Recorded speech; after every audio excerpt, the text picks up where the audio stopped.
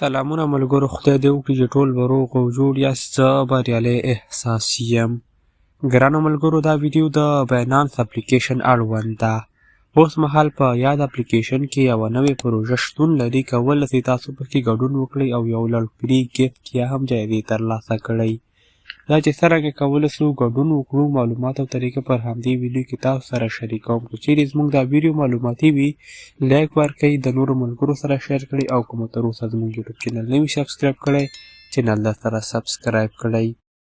ښه ګرانو ملګرو، په همدې پروژه کې د ګډون دپاره تاسې راشئ، پر خپل موبایل کې د باینانس اپلیکیشن راخلاص کړئ. دا ډول یو صفحه ستاسو مخ ته راځي، دا لږ ذره سکرول کړئ.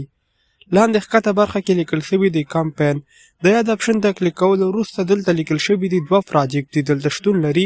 زه تاسو ته په یوې کې د ګډون طریقه درښیم، په بله کې هم تاسو بیا په همدې طریقې سره ګډون کولی سئ. تاسو به راشئ، په دې جوین اپشن باندې به کلیک واخلئ. دا ډول یو صفحه ستاسو مخ ته راځي.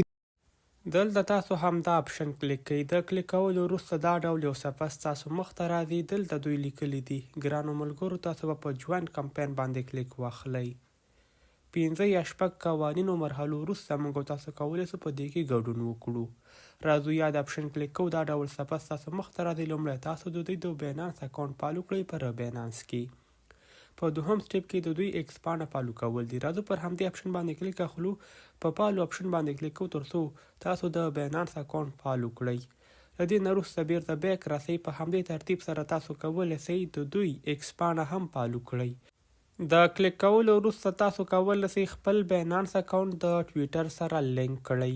بیا کولی سئ د همدوی ټویټر اکاونټ یا هم ایکس پاڼه ډیر په اسانۍ سره فالو کړئ. په دغه طریقې سره تاسو کولی سئ باینانس سره ایکس پاڼه کنیکټ کړئ. اوس راځو په دوهمه برخه کې دوی لیکلي دي چې یو پوسټ پر باینانس سکویر برخه کې ترسره کړئ. تاسو راشئ، دا یوزر نیم کاپي کړئ او بیا په پورته اپشن باندې کلیک واخلئ. د کاپي کولو وروسته تاسو یو څه اندازه لیکنه هم ځان سره ولرئ. تاسو راشئ، په دې پورته ځای کې د همدوی کاپي شوی یوزر نیم پیسټ کړئ او دغه اپشن تاسو ته مخ ته راځي، دا ټیک کړئ. په همدې ترتیب سره په پورته پبلش اپشن باندې کلیک واخلئ. دا تکمیل کیږي. راځو په دوهم پوسټ کې تاسو باید 100 لغاتونو څخه یو مجموعه جوړه کړئ او دا په باینانس کې پوسټ کړئ. رابسئ همدې برخې ته کولی سئ لیکل ترسره کړئ او بیا په پبلش اپشن باندې کلیک واخلئ. په دې طریقې سره کولی سئ دا اپشن یې پوره کړئ. اوس په وروستني اپشن کې تاسو ته ویل کېږي چې تاسو د $10 په اندازه د XPL کوین په سپاټ برخه کې ټریډ کړئ. کله چې تاسو پر گو اپشن باندې کلیک واخلئ، دا ډول صفحه ستاسو مخ ته راځي. تاسو کولی سئ دغه کرنسي په بای کې واخلئ په سپاټ برخه کې او له دې نه وروسته بیرته خرڅه کړئ په سیل برخه کې. دا هغه طریقه ده تر څو تاسو دغه یاد اپشن پوره کړئ. له دې اپشن د پوره کولو وروسته یو ځل بیا همدې پروژې ته راسئ. تاسو به وکولی سئ چې په یاده پراجکټ کې په اسانۍ سره ګډون وکړئ. دا د لومړنۍ پروژې طریقه وه چې تاسو په دغې طریقې سره ګډون کولی سئ.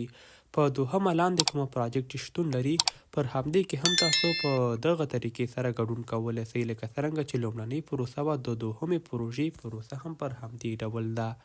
که چیرې زموږ ویډیو معلوماتي وه، لایک ورکړئ او دا ویډیو د نورو ملګرو سره شیر کړئ.